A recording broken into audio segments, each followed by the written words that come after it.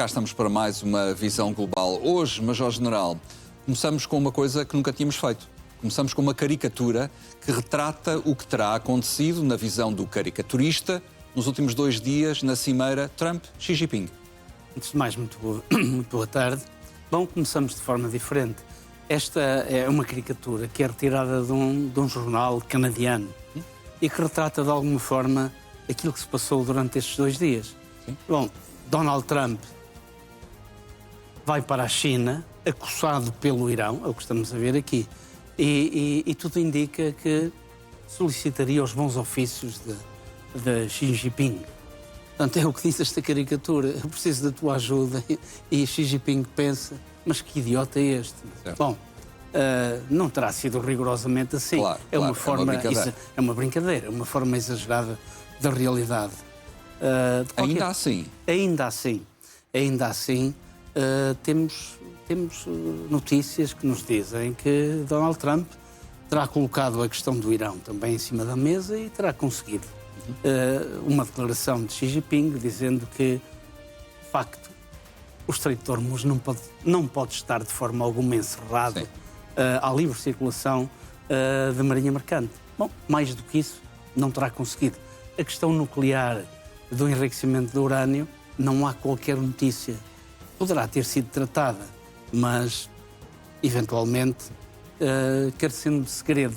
Portanto, nas cerca de 2 horas em que a reunião entre Trump e Xi Jinping decorreu, foi à porta fechada. Não havia jornalistas a presenciarem esse tipo de conversas. Deixe-me ainda perguntar-lhe outra coisa. Aqui nesta caricatura não aparece também um Donald Trump de casaco aberto, menosprezado, porque pede a ajuda de um outro líder? O cão iraniano é muito pequenino, não tem o mesmo tamanho.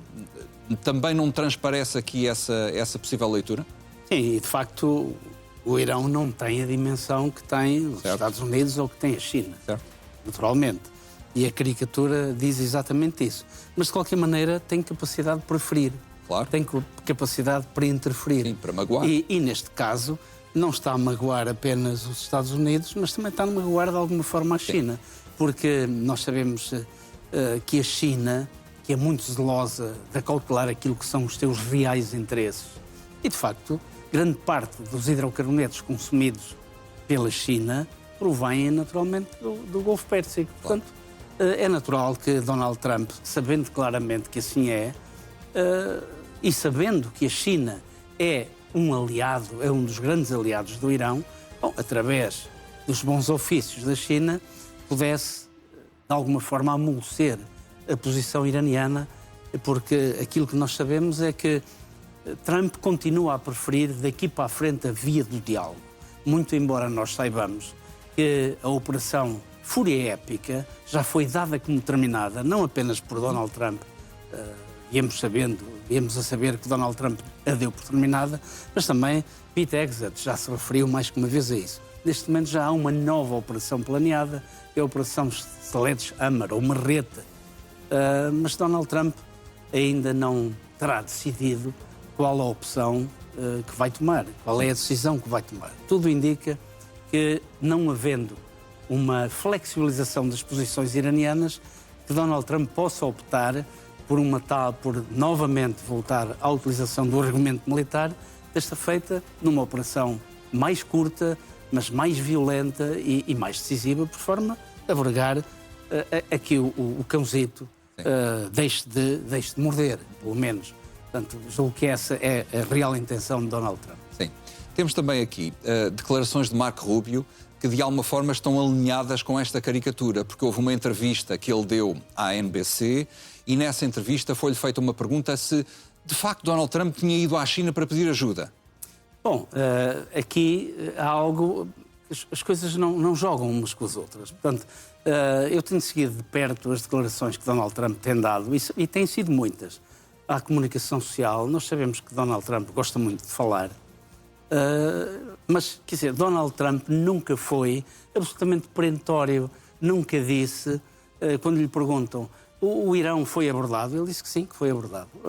A Ucrânia foi abordada marginalmente, mas também foi. Portanto, aqui, Marco Rubio quando é perguntado, afinal, Donald Trump foi pedir algo à China relativamente à questão do Irão, aqui Marco Rubio é claro. Não pediu rigorosamente nada, porque nós não precisamos rigorosamente nada. O que é que Marco Rubio está a dizer? Está a dizer que os Estados Unidos ainda têm a liberdade de ação para, por eles, sem ajuda de terceiros, poderem resolver o problema do Médio Oriente. Bom, surpreende-o estas declarações de Marco Rubio? Não me parecem alinhadas com aquilo que Donald Trump... Agora, estas declarações são mais consentâneas com aquilo que tem vindo a ser, ao longo de décadas, a política norte-americana. Estas parece-me realpolitik. O resto que Donald Trump vem fazendo parece-me fantasia. Não é? Agora, a verdade é que os Estados Unidos, se utilizarem o seu potencial militar, porque vamos lá ver, não foi utilizado o poder militar terrestre. Grande parte da capacidade norte-americana não foi utilizada. Sim, sabemos isso. Nós sabemos disso. Aquilo que diz Marco Rubio está, porventura, desalinhado com aquilo que o próprio Donald Trump tem vindo a dizer. E, eventualmente, aquilo que ele quereria que Marco Rubio tivesse dito. Eventualmente, ele quereria que Marco Rubio não fosse tão afirmativo. Entendo eu. Acredita que possa haver algum tipo de chamada de atenção por parte de Donald Trump a Marco Rubio? Eventualmente. Mas não me parece. Mas, por outro lado, muitas vezes, dentro daquilo que é a política externa, as relações diplomáticas, muitas vezes as declarações contraditórias provenientes de altos dignitários de uma determinada administração acabam por não ser inocentes.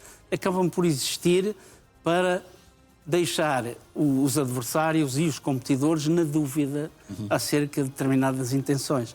Portanto, eu não poria de parte a possibilidade de até este tipo de declarações terem sido combinadas, não?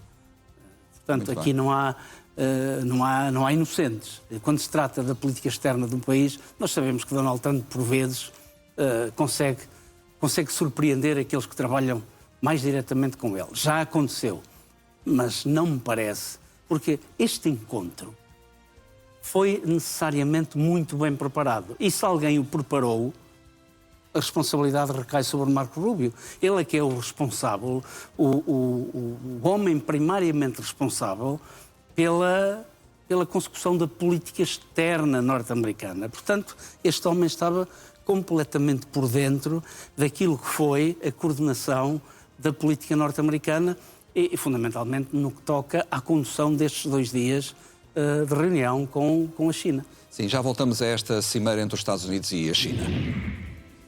Tem agora novas informações que Israel e o Líbano acabam de anunciar, mesmo agora, um prolongamento do cessar-fogo. Foi anunciado um prolongamento de 45 dias extra de cessar-fogo entre Israel e o Líbano, isto depois de conversas produtivas no que estavam a acontecer. Estas conversas estavam a acontecer pelo menos nas últimas horas, tiveram um final feliz no que diz respeito ao cessar-fogo. São mais 45 dias de cessar-fogo. Um comentário, Major General. Uma vez, estas reuniões decorreram sob os auspícios do Departamento de Estado norte-americano. Certo, Washington, sim. Em Washington e preparadas, naturalmente, por Marco Rubio e a sua equipa.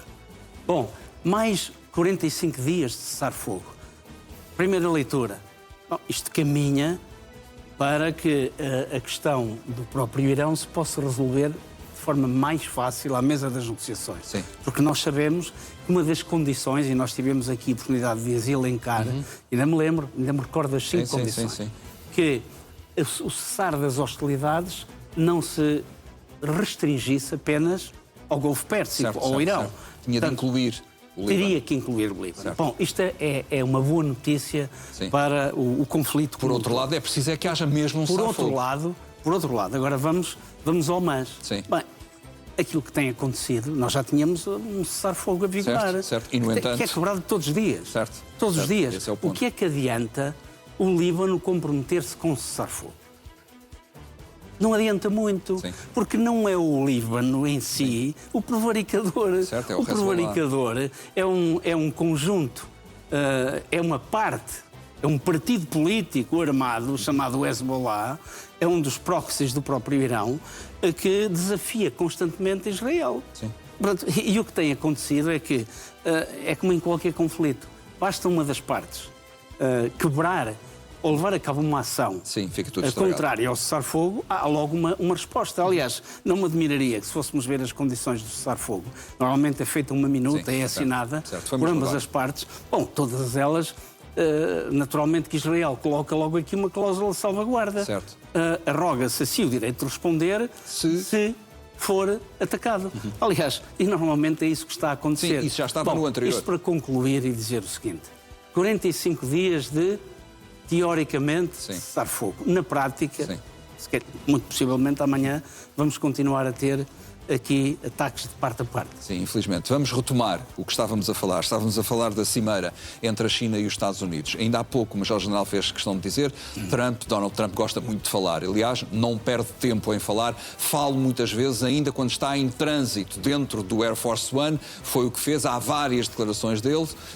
Vamos analisar algumas delas. Para já, fizemos grandes acordos comerciais. A tal história da Boeing. De novo, o que é que se passou com esse compromisso? Nós não sabemos, neste momento, não há nenhuma declaração de Donald Trump que seja exaustiva. Nós sabemos que a comitiva de Donald Trump era uma comitiva muito composta em termos, fundamentalmente, das tecnológicas. Bom, também estava a Boeing, também estava a General Electric, que é a grande empresa que Elon produz. Musk, Cook, a Nvidia. Bom, estava a fina flor daquilo que é o tecido empresarial norte-americano.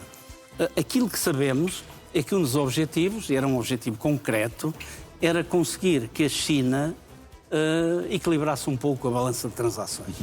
E um dos negócios que seria proposto era a aquisição de 500 aviões comerciais Boeing. Donald Trump veio com menos de metade. Veio com 40% daquilo a que se propunha. Portanto, conseguiu que Xi Jinping concordasse em adquirir desde já 200 aeronaves, com a promessa de poder adquirir mais se as coisas corressem bem. Bom, isto é o que sabemos. Agora, se o grande objetivo era um objetivo transacional, conseguir naturalmente equilibrar, porque, digamos, as trocas comerciais estão muito desequilibradas a favor da China. Há aqui uma diferença muito grande. E nós sabemos que já não é desta administração, mesmo a administração anterior tinha um dos objetivos relativamente à política externa com a China, era equilibrar a balança de transações correntes. Bom, não me parece que tenha conseguido. Sim, até porque as ações da Boeing desceram. Porque as ações da Boeing, depois destas declarações, desceram 4%.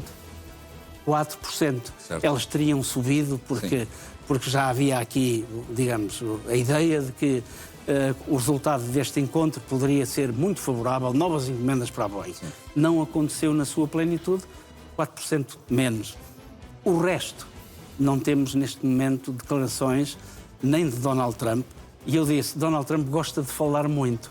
Se houvesse algum negócio que realmente fosse muito favorável aos Estados Unidos, eu julgo que Donald Trump já teria dado a conhecer ao seu público interno, aos norte-americanos e ao mundo. Ele gosta muito de falar e gosta muito de se gabar. Essa é outra característica de Donald Trump. Não havendo notícias dessa natureza, bom, eu julgo, eu não diria que a montanha paria um rato, mas muito perto disso.